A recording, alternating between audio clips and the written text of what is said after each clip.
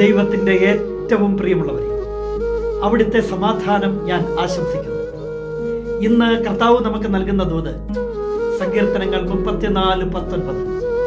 നീതിമാന്റെ ക്ലേശങ്ങൾ അസംഖ്യമാണ്, അവയിൽ നിന്നെല്ലാം കർത്താവ് അവനെ മോചിപ്പിക്കുന്നു. യോസേപ്പ് നീതിമാനായിരുന്നു എന്ന് ദൈവവചനം. മാർ യോസേപ്പ് പിതാവ് നീതിമാനായിരുന്നു. എത്ര വലിയ സഹനങ്ങളിലൂടെയാ ആ ജീവിതം കടന്നുപോയത്. എന്തെല്ലാം ക്ലേശങ്ങൾ ഉണ്ടായിരുന്നു മാർ യോസേപ്പ് പിതാവിൻ്റെ ജീവിതത്തിൽ. എന്നാൽ സ്വർഗം തുറന്നു ദൈവദൂതന്മാർ ഇറങ്ങി വന്നു മാർ യോസേപ്പ് പിതാവിനോട് സംസാരിക്കാൻ. ദൈവത്തിൻ്റെ സംരക്ഷണ വലയത്തിലായിരുന്നു ആ ജീവിതം. മുന്നറിയിപ്പുകൾ നൽകിക്കൊണ്ടേയിരുന്നു. ദൈവം ഉള്ളം കയ്യിൽ കാത്തുപിടിച്ചു. നീതിമാന്റെ ക്ലേശങ്ങൾ അസംഖ്യമാണ്. ഇന്ന് ജീവിതം എണ്ണിയാൽ ഒടുങ്ങാത്ത ക്ലേശങ്ങളിലൂടെ ആയിരിക്കാം കടന്നു പോകുന്നത്.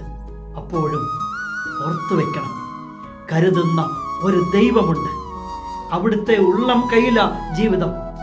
എല്ലാ ക്ലേശങ്ങളിൽ നിന്ന്, എല്ലാ കണ്ണുനീരിൽ നിന്ന്, എല്ലാ സഹനങ്ങളിൽ നിന്ന് നിന്റെ ദൈവം നിന്നെ മോചിപ്പിക്കും. കരുണാമയനായ ദൈവം നമ്മെ എല്ലാവരെയും സമൃദ്ധിയായി അനുഗ്രഹിക്കും.